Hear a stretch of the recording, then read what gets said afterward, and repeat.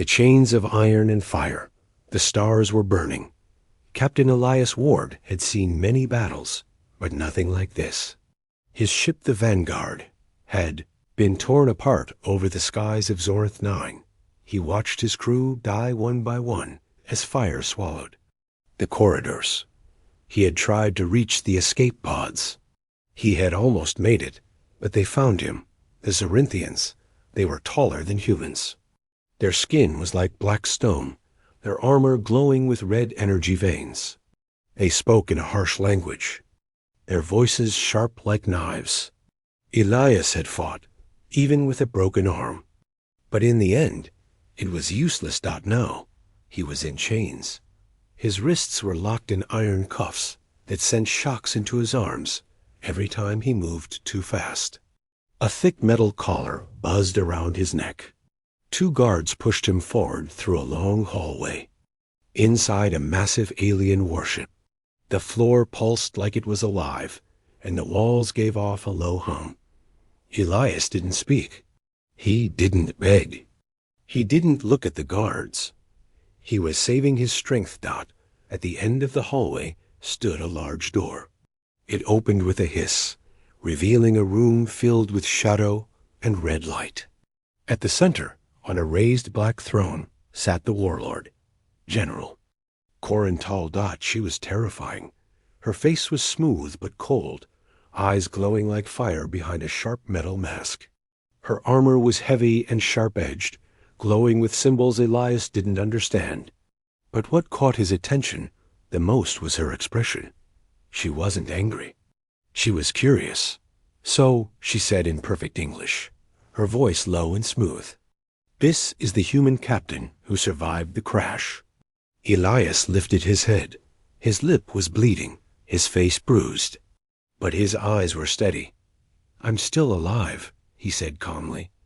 Corin stood and walked slowly around him, studying him like a predator studies prey. Her steps were silent, her armor making soft clicking sounds. "You don't look dangerous," she said. "I don't have to," Elias replied. "You'll figure it out later." The guards turned, ready to hit him. But Corin raised her hand. She stared at Elias, eyes narrowing. "Do you know who I am?" she asked. Elias nodded. "Corin Tal, the one they call the Iron Warlord. You've taken 6 colonies. You burn cities. You hate humans." She smiled. "Good. You've done your research." "I studied you," Elias said, "but you missed something about us." "What's that?" Elias looked straight into her burning eyes and whispered, "We never die quiet." For a moment, there was silence. Then Corin laughed. It was cold and deep. She stepped closer and placed a finger under his chin, lifting his face. "I like your spirit," she said. "That means I'll enjoy breaking it." Elias didn't blink. "You can try." She stared at him for a long time. Then she snapped her fingers. A mechanical platform rose from the floor, forming a dark metal cage. The guards shoved Elias inside. The walls were thick glass, reinforced with glowing red lines. Corin walked up to the cage and leaned close. "You will remain here," she said. "No food, no comfort. You will watch the ship conquer another human colony. And when the screams come through the speakers, I will look at you. I want to see what your face looks like when your people beg." Elias sat down in the center of the cage, folding his hands calmly. "You want me to break," he said softly, "but you captured the wrong human." Corin didn't reply. She turned and walked away. The lights dimmed. The cage descended into the lower level, where prisoners were usually left to rot. But Elias wasn't afraid. He had seen her eyes. He had seen something there. Not just hate ... and that was enough. He closed his eyes and whispered to himself, "You think you have me, but I'm already inside?" The ship rumbled as it prepared to jump into light speed. War was coming again, but something else had just begun. The cage. Talks back Captain Elias Ward sat quietly in the center of his cage. The floor was cold metal. The air smelled like rust and burnt oil. Outside his glass prison, strange machines moved and clicked. Alien guards patrolled the hallway, never speaking, never smiling. But Elias didn't feel fear. He watched everything, every pattern, every mistake, every weakness. It had been 3 days since Corental had thrown him into this cage. 3 days with no food, no light, no words. Just silence and heat. But humans were good at surviving in the dark. On the 4th day, someone approached Dot. It wasn't a soldier. It was a maintenance worker. A young alien with thin arms, gray skin, and nervous eyes. He came to clean the floor. Near Elias's cell, dragging a tool behind him. Elias waited.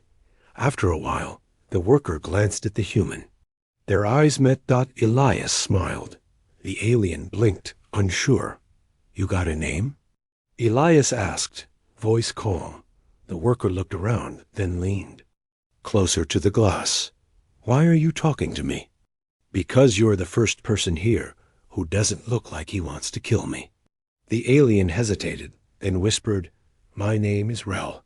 Nice to meet you, Rel." Elias said, "I'm Elias." "You are." "The war prize," Rel said slowly. "I'm just a man," Elias replied, "like you."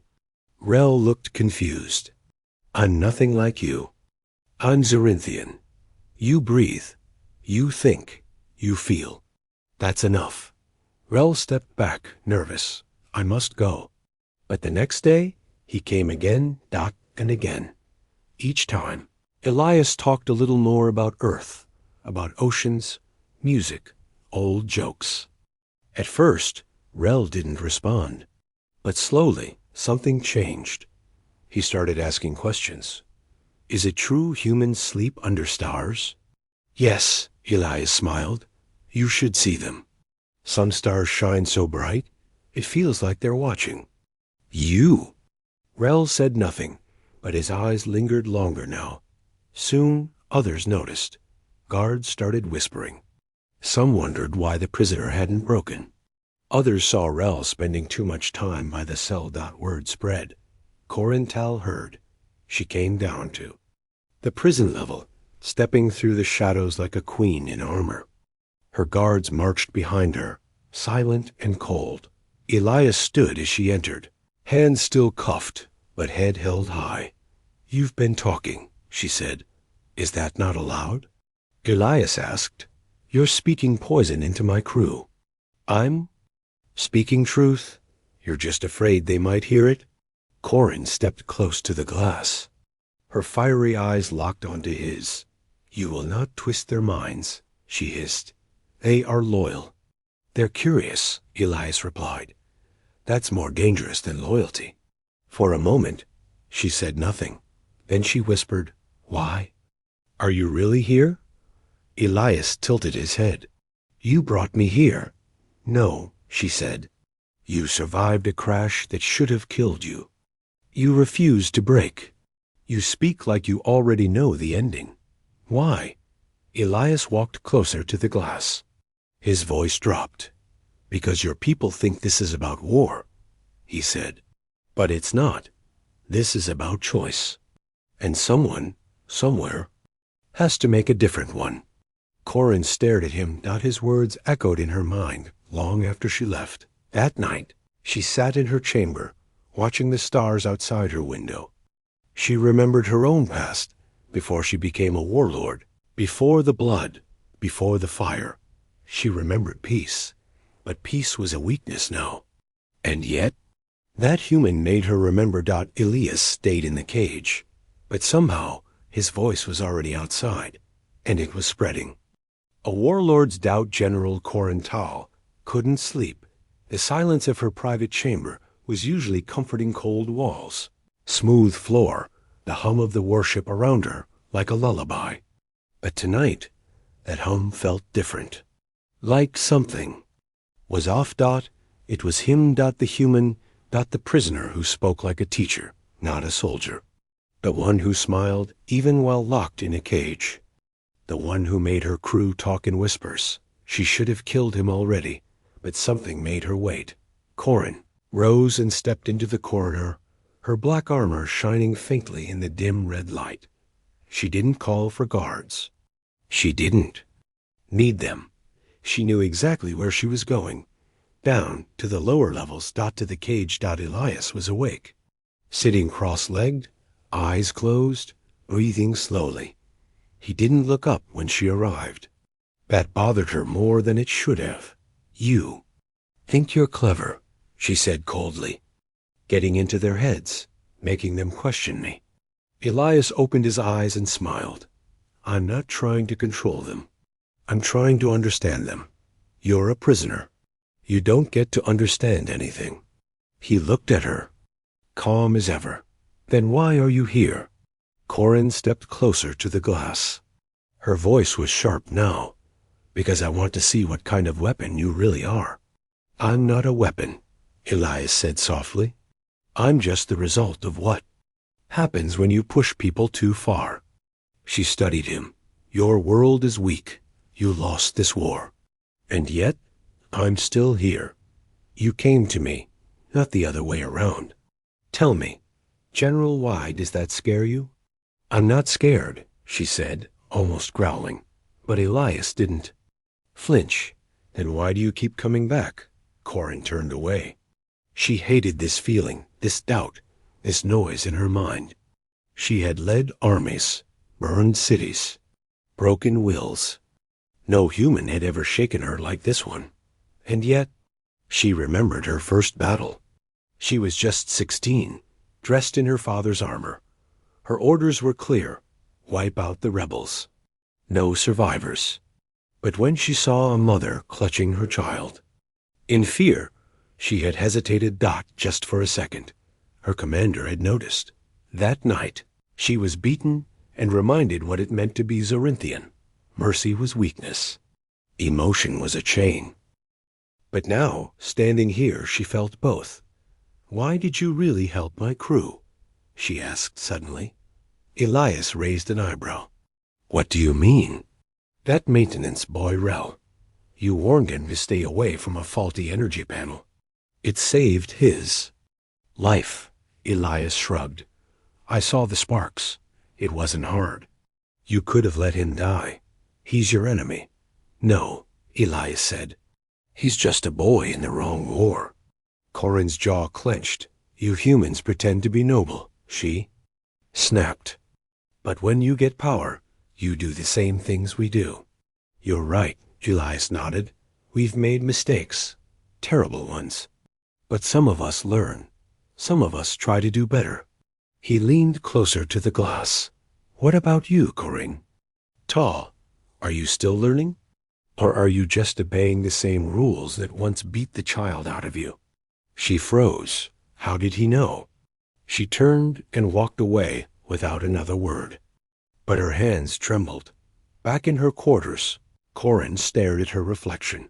For the first time in years, she didn't see a warlord. She saw a woman who wasn't sure anymore. The enemy inside the warship Drakethur had always been quiet. Discipline was strict. Orders were followed. Fear kept everyone in line. But now, things were changing. It began with whispers. The guards who passed Elias's cage no longer insulted him. Some stopped to listen. Some even nodded when he spoke. One even asked about Earth, about music, about families, about what it meant to be human. General Corin Tal noticed. She stood on the upper level of the command deck, staring down at the central chamber. Her officers moved like machines, but she saw hesitation in their eyes. Tiny cracks in the order she had built, and she knew where it started. Down in the lower levels, Elias Ward sat in silence, cross-legged in his glass cell. He was patient. Was dangerous. Later that day, Corin called a private meeting. 5 of her top officers stood before her. The air was heavy. He speaks poison, one of them said. He's turning our crew soft. Permission to silence him permanently, another demanded. But Corin didn't answer. She stared at the digital map floating before her Earth's coordinates glowing in red. The mission was simple. The war fleet was preparing for an attack on another human colony. But her mind wasn't on the mission. It was on the prisoner. That night, alarms suddenly blared. Emergency lights flashed red. The warship trembled. Corin rushed to the prison level, her guards behind her. Smoke filled the corridor. Sparks flew from broken lights. One of the lower engines had exploded, and in the chaos, Elias's cage had opened.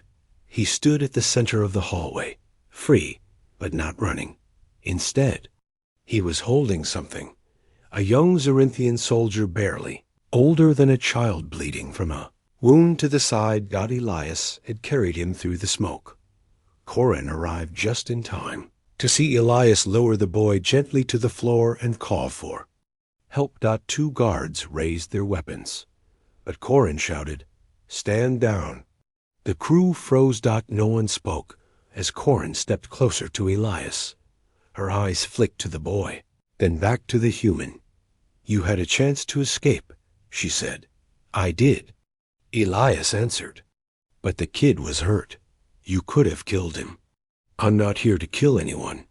Her voice was low. "Why?" "Because I'm not like you," Elias said. "And maybe you're not like you either." She stared at him, not her. Soldiers watched silently. Elias was returned to his cage, but now things were different. The ship was different. Officers began asking questions. Privately, some crew members started sharing human stories. Small acts of kindness returned to the cold halls. Corin walked through her ship, feeling something unfamiliar crawling under her skin. She tried to crush it, but it was already inside. A voice in her mind. A seed planted by a human who refused to hate. A voice asking, "What if you've been wrong all along?" And Corin, the Iron Warlord, couldn't silence it.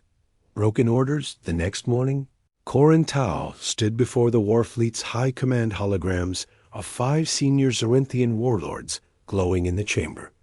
Their faces were grim. Their voices sharp. "Execute the human," one of them said. "He is corrupting your ship," said another. "If you delay again, we will assume disobedience." Corin's fists clenched at her sides. She gave no answer. She only bowed slightly, pretending to agree. But inside her, something was breaking. She returned to her quarters and stood in silence for a long time. Her hand hovered over the blade she kept beside her armor. It was clean, sharp, final. She could end Elias's life in one strike. It would be easier. But her heart was no longer made of stone. Memories came flooding back. Her parents shouting during wartime. Her younger brother taken by the military. Her old mentor warning her, "Obey the chain, or be broken by it." Corin had obeyed all her life. Until now. She walked through the halls of Drakethur, heading down to the prison level once again. This time, she came alone. Elias was awake. He was always awake, even when resting. When she entered, he stood quietly, looking at her without fear. "They want me dead," he said softly. "They do," she replied. "They think you're poison." "And you?" She hesitated. Then said the words she never thought she'd speak. "I lied to them. I told them I already killed you." Elias blinked, but said nothing. Corin stepped closer to the cage. She didn't wear her armor today. She looked smaller, more human. "You changed something," she said. "Not just in my ship, in me." "I didn't come here to change you," Elias said. "I only told the truth." She smiled faintly. "That's what makes it worse." Silence passed between them, but it wasn't uncomfortable. "What happens now?"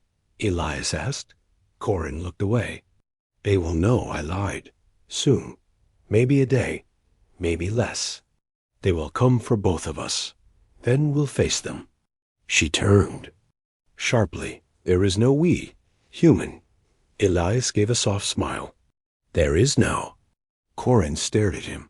He wasn't just a prisoner anymore. He was her mirror, her question, her answer. And for the first time in her life, she didn't want to be alone. Later that night, the lights on the ship dimmed as warning alarms flashed. The war fleet was coming. Other warships had picked up the lie. They were moving in fast. Corin stood on the bridge, staring at the stars, knowing full well what was about to happen. Her officers stood silent, some still loyal, some unsure. And down in the lower level, Elias sat in his cell, not afraid, only waiting for her choice. The escape that wasn't warship breakthrough drifted silently in deep space. Outside, the stars looked peaceful, but inside was chaos. 3 Xerinthian destroyers had arrived. They circled the ship like hungry beasts. Their commanders demanded Corin Tall turn over the human immediately. Her lies were exposed. Her betrayal was known. Corin stood on the bridge, face calm. But her thoughts raced. She had no more time. Down in the lower deck, 2 loyal officers arrived at Elias's cage. One of them, a young soldier named Varric, held a stolen access chip. "The general sent us," he whispered. The cage opened with a hiss. Elias stepped out, rubbing his wrists. "Where is she?" "She's buying you time," Varric said. "Come, we have a transport ready." Elias followed them through the smoke-filled corridors. Sirens screamed overhead. The war fleet was preparing to board. He could already hear the deep hum of enemy ships locking on. They reached the escape bay. A small vessel was ready to launch, but Elias stopped. He didn't move. "Get in," Varric shouted. Elias looked toward the ship's core, toward the command bridge. "No," he said firmly. "Not without her." The soldiers were stunned. "You don't understand. If you stay, you'll die." "She risked everything to protect me," Elias replied. "She chose the harder path. I won't abandon her now." He turned around and ran back through the halls, back through the heat and the smoke, back to her. On the bridge, Corin stood alone. Her officers had been ordered to clear out. She wanted no one else to face the judgment that was coming.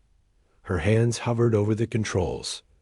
She had the codes to surrender. She had the codes to fight, but she didn't press either. Instead, she whispered, "I waited too long." Suddenly, the doors burst open. Elias stepped inside, coughing, covered in smoke and sweat. Corin turned, shocked. "What are you doing here?" "I came back." "You should have escaped," she sighed. "You're a fool." Elias smiled.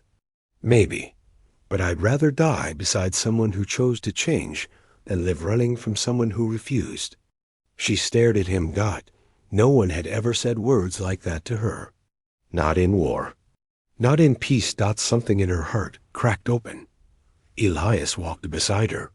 They looked out at the stars together, watching as the enemy ships drew closer.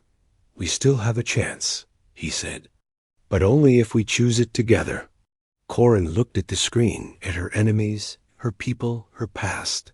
Then she whispered, "Then let's choose something new." The warlord who surrendered the warfleet was minutes away. 3 massive Xerinthian destroyers had locked their weapons on the Drakethur. Dozens of smaller fighters circled like sharks. The command message was clear: hand over the human, or be destroyed. Corin Tall stood tall at the center of the bridge, her hands resting on the control panel. Her officers, once silent, now watched her with questioning eyes, some loyal, some afraid. And beside her stood Elias Ward, unarmed. UNCHA INED.free. A warlord. And a human together on a battlefield where no one expected peace. Corin looked at Elias, searching for fear in his eyes, but there was none. Only calm, only trust. And in that moment, she knew what she had to do. Corin activated the ship's main comms and opened a channel not just to the fleet, but to every Zerinthian broadcast relay. Across 5 sectors, her face appeared on screens across the young galaxy. This was no longer just a command decision. This was a message. She spoke clearly, calmly. I am General Corin Towel of the warship Drakethir. I was raised in fire, trained to obey, forged to destroy. But today, I surrender. Gasps filled the bridge. Her officers froze. Corin continued. I captured a human captain. I believed he was my enemy. But he showed me something far worse than weakness. He showed me mercy, kindness, courage. She turned slightly, eyes on Elias. I was taught that humans were nothing, but I looked into one man's eyes, and I saw myself. Her voice softened. If that is weakness, then I choose it. She ended the transmission. Silence followed. No one moved. No orders came. No ships fired. And then, for the first time in years, a Zerinthian destroyer turned away. Then another, and another. The war fleet, confused, stunned, silent, began to withdraw. Not because they were defeated in battle, but because they had no idea what to do with a warlord who refused to fight. Later, the Drakethir floated quietly above a neutral moon. Corin had stepped down from her command. Her title, her armor, her power left behind. She now walked freely, with no guards. And beside her, always, was Elias. They didn't speak of the war. Often. They didn't need to. What mattered was the path they had chosen. Together. She had captured a human. But in the end, he had freed her